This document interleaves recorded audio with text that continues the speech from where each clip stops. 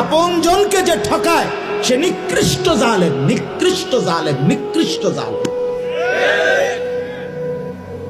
আপন স্ত্রীর মোহর যে আদায় করে না সে একদম নিম্নমানের মানুষ, একেবারে অসভ্য, একেবারে অসভ্য, একদম অসভ্য। এটা আপন স্ত্রীর মোহর যে দেয় না, আপন বোনের সম্পদ যে দেয় না, আপন ফুপুর সম্পদ যে দেয় না, আপন জনকে যে বঞ্চিত করে, বিশ্বাস করেন একেবারে নিকৃষ্ট অসভ্য লোক ছাড়ার কিচ্ছু নাই।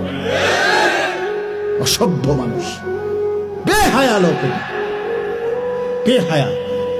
কত বড় বেহায়া জানেন? আপন বোন রে বলে নিবাগা, নিবাগা, তাইলে আর ভাই বোনের সম্পর্ক রাখতে না?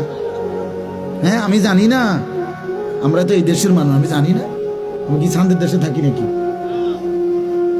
নিবাগা তাইলে একবারে মানে সুদবোধ করে নিগেবা, আর আইতা না, ভাই বোনের সম্পর্ক রাখতে না তাইলে? হ্যাঁ, এই 10 শতক নিবাগা। তার মানে কি বুঝাইতে চাইতেছে জালেমে? এই জালেম না, এই জালেম বুঝাইতে চাইতেছে বোন তুই আমার আপন বোন, আমার রক্তের বোন বাগিনা যদি আমার ঘরে খাইতে হয়, আমি ভাইয়ের ঘরে জমি দিয়ে খাইতে হবে। কি দিয়ে খাইতে হবে? জমি দিয়ে খাইতে হবে। কিন্তু গ্রামের মানুষ যদি খাইতে হয়, আমার ঘরে জমি দেওয়ান লাগে না, এমনি খাইতে পারে।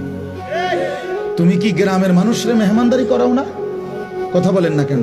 তো তখন কি তার থেকে জমি নিছিলা? তো তারে খাওয়াইলা কোন লজ্জায়?